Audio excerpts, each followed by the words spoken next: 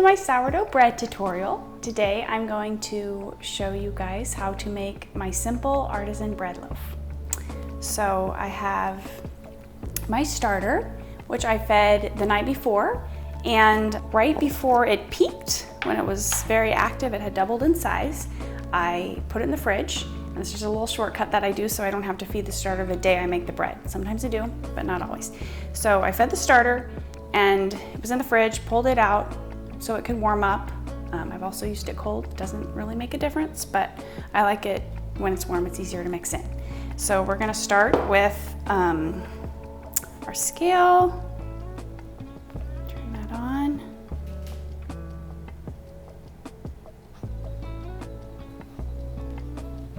And we're going to be measuring with grams, so make sure your scale is set to grams.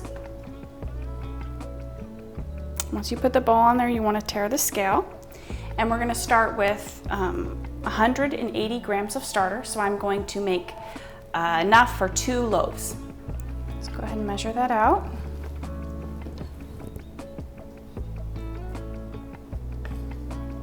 And I think it's important to be exact because the hydration of the dough does make a difference. So we're gonna right at 180.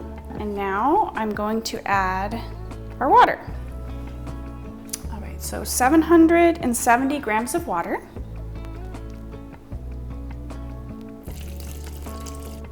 And we're gonna mix that until the starter and the water are completely mixed together. All right, so now that the water and the starter are mixed together, I'm going to add my bread flour, and I like to use the H-E-B Organics. It is the same price as regular bread flour, and it's organic, so I love that. And I also love that it only has flour, wheat flour as the ingredient, because if you notice, a lot of other bread flours have multiple ingredients, so this is just very simple, very basic, and it's cheap. So we're going to add 1,040 grams of flour.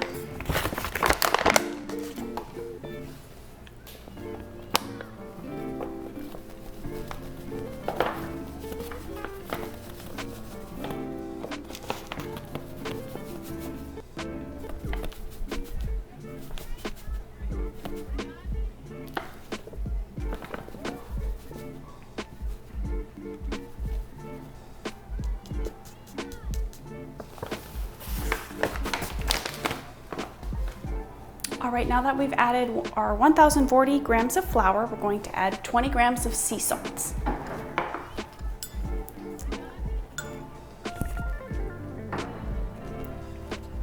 What I like to do is just put the salt on top of the flour and then mix it in with the flour a little bit before I mix it in the water and have the dough all mixed together. And this is where you get to use your hands.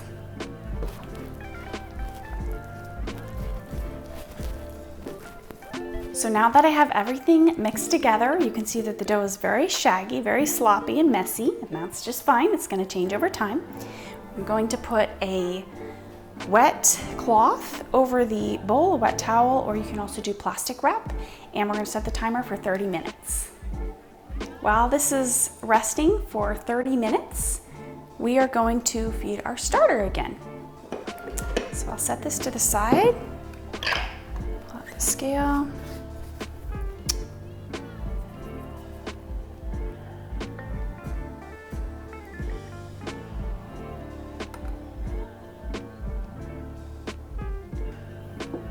And feeding your starter, super simple. It's just gonna be equal parts starter, water, and all-purpose flour.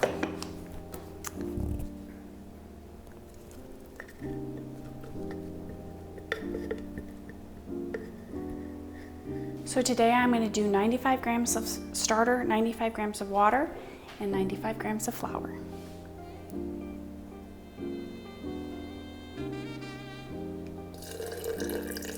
Give it a little mix before adding the flour. It's just easier for everything to come together that way.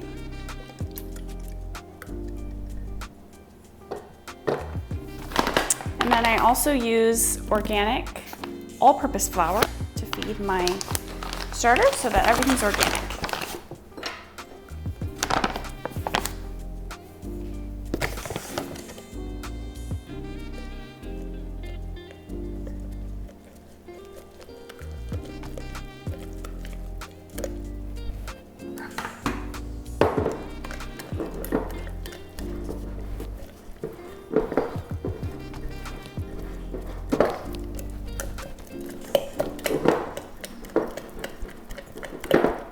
So the starter is mixed. It's kind of a yogurt consistency. We are going to put a lid on it, not screw it, but just have something on top to keep it moist. And it's going to ferment and develop and rise over time, depending on how warm your house is. It could be 2 hours till it doubles. It could be 8 hours. So you're mostly just watching it. So one little tip, you can put a rubber band right around your jar, and that way you'll be able to tell how much your starter's grown. So once it's doubled in size, it's ready to use. Mine sometimes triples, just depends on how healthy it is. So I'm gonna let it double, and then I'm gonna put it in the refrigerator for next time. All right, our dough has sat for 30 minutes. The first 30 minutes before we start our first stretch and fold. So we're gonna lift our towel, and it doesn't look too different, but it's gonna start to feel really different. So I'm gonna grab a section of the dough and just pull it up and fold it over.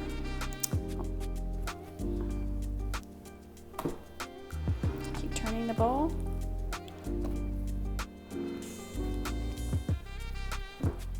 It's kind of coming together. All right. Put our little cloth back on and set the timer now for 15 minutes.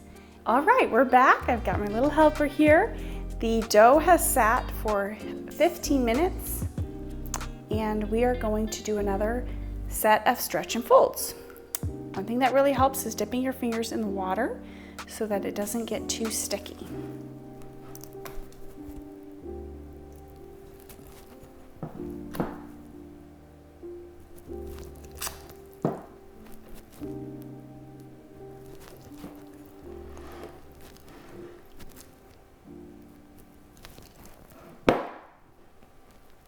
Just folding the bread on top of itself builds volume.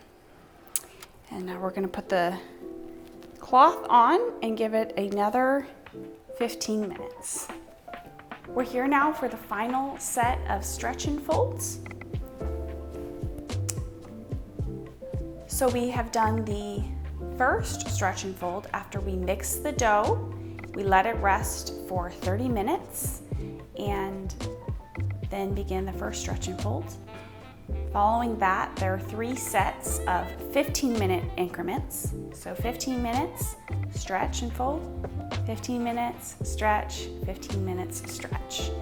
Following that, there are 30-minute segments, 30 minutes, stretch, 30 minutes, stretch, 30 minutes, stretch, and then you're done with the stretch and folds. So this is the final one. I'm gonna see how the dough has changed since we first began. Get my fingers in the water, pull up a section. It's nice and soft, spongy, feels really good. I'm grabbing one end, stretching it up, and folding it over on top of itself.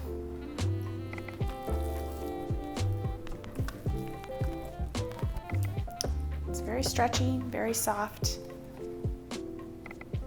brushes. Now that we've done the final stretch and fold, one thing that I'm going to do to create a better visual for you all is put the dough into this clear container so we can watch it expand and grow. It's all ready to go. We're just going to set it in there.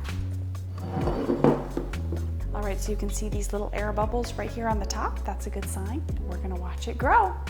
And then when it's ready, we'll shape it and put it into loaf pans and put it in the refrigerator for the rest of the night. All right, now it's going to bulk rise, and this step can vary with the temperature of your home and the climate, it may take longer, it may be really fast. So you just want to watch your dough and pay attention so it's not overproofed. And we're back. A few hours have passed and the dough has risen. You can see how it's filled out the container and risen quite a bit. And there's beautiful little bubbles on the top, so that's a good sign. We're going to turn it out onto the table and put it into our bread pans. All right, we're gonna dump the bread out on the table. So I'm gonna get a nice handful of flour. Need a lot of flour to keep it from sticking. I'm gonna have a little pile there for extra.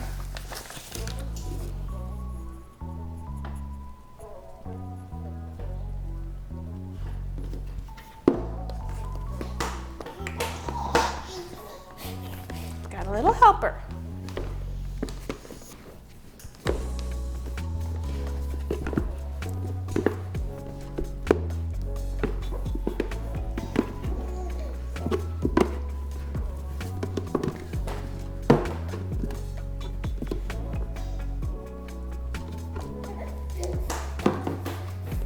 All right, now this recipe is for 2 loaves.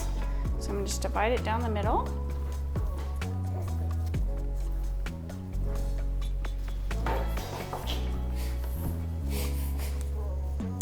Set this one off to the side.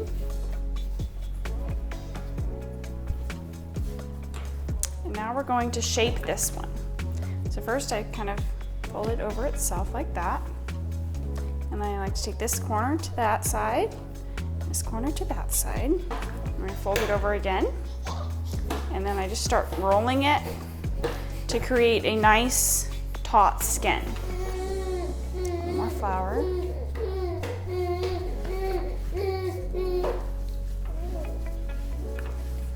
Just kind of scooting it over on top of itself. If that makes sense. All right. I like to keep all the bubbles in there so I don't pop any of them. Add a little more flour on the top, and then we're going to put seams side down. So this is the seam. Pinch it a little bit tighter. Seam side down into I'm using just a bread pan with a tea towel. And then fold that towel over, and we're gonna put it in the refrigerator just like that. So we're gonna do the next one. Fold it in half. Fold the corners over each other.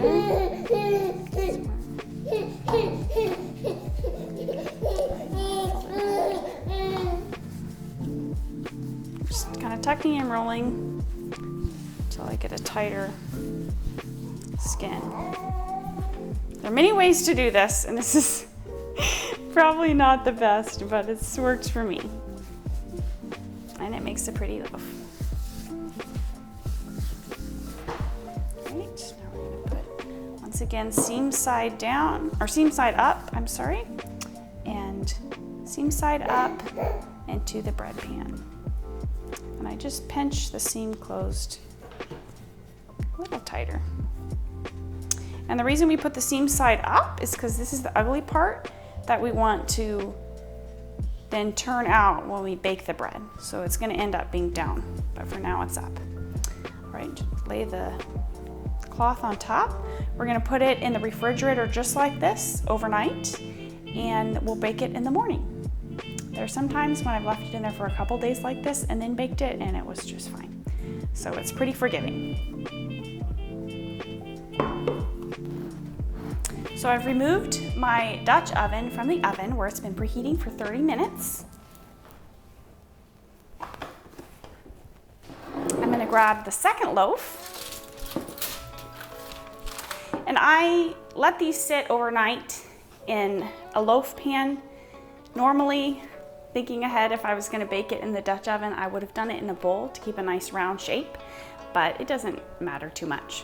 So we're going to fold this out onto our parchment paper. So we're gonna push our dough aside, and while we wait, I prepared some yesterday, so we're gonna start scoring that and preparing it to go in the oven. So right now I have the oven preheated to 415, and the Dutch oven has been in the oven for 30 minutes, preheating before we put the bread inside.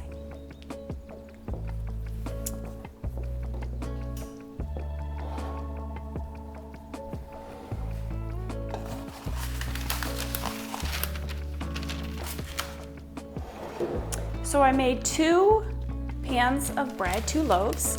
One I'm gonna bake in a regular bread pan. I'm using glass. And the other one I'm gonna bake in the Dutch oven. So we're gonna prepare the loaf pan right now. And I'm going to turn out my bread onto parchment paper.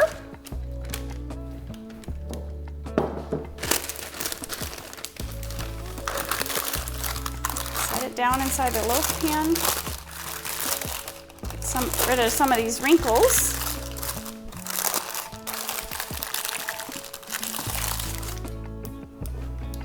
And now we're going to score the bread. We're going to use a clean razor blade that is fresh and sharp, and we're just going to put a deep cut down the center.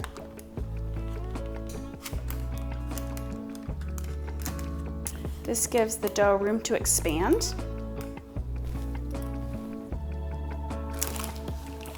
Now, one thing you can do with this, when we put it in the oven, we want to keep as much steam inside the loaf as possible to help it rise. So what I'm gonna do is I'm gonna take a second pan right on top like this, and that's gonna keep the steam inside for the first 45 minutes. I'm gonna bake it covered.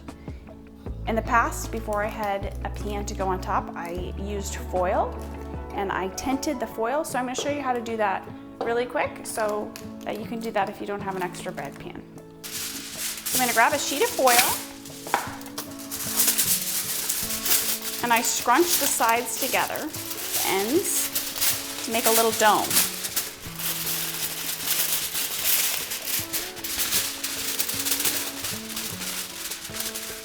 And you're gonna want your foil to be as high as possible.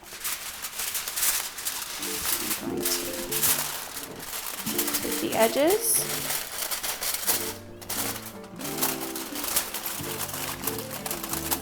Just tuck the edges in, keeping the foil domed at the top.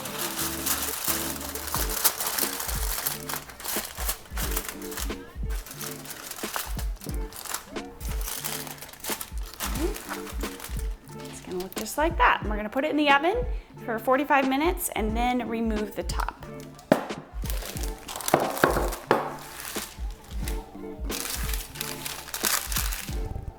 And with this one, I'm going to use a little flour. Top, just to make it pretty.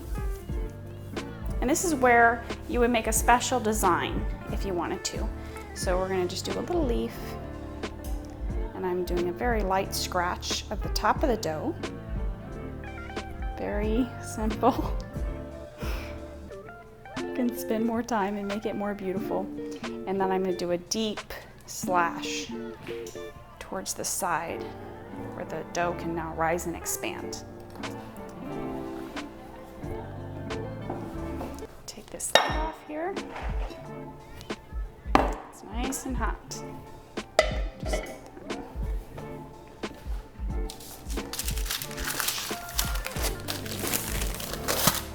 Drop it in there. Make sure you don't burn your fingers. Put the lid back on. And again, this one's gonna bake for 45 minutes with the lid on. So we'll go put those in the oven.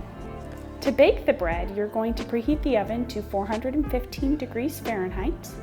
And you're gonna bake the bread for 45 minutes covered and then 10 minutes uncovered. I like the crust not quite as golden, not quite as hard as some people do. So if you like it a little more golden, a little more hard, you can increase the temperature and bake it just a little bit longer uncovered. All right, we're here with the final result, the fresh baked bread.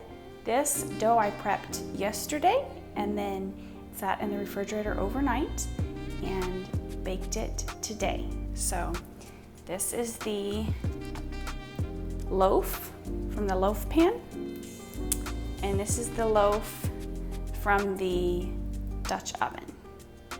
A little more rounded, a little more shallow. Beautiful, crispy and crunchy. We're gonna cut it open and see what it looks like.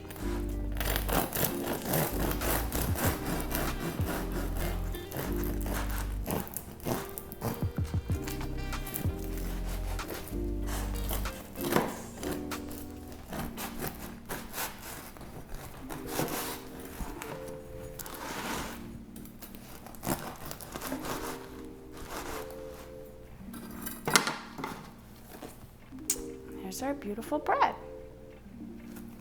Nice and spongy. Lots of air pockets.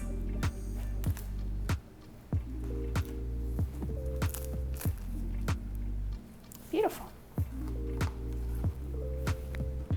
You'll notice the first day with your sourdough is very soft and spongy and so delicious.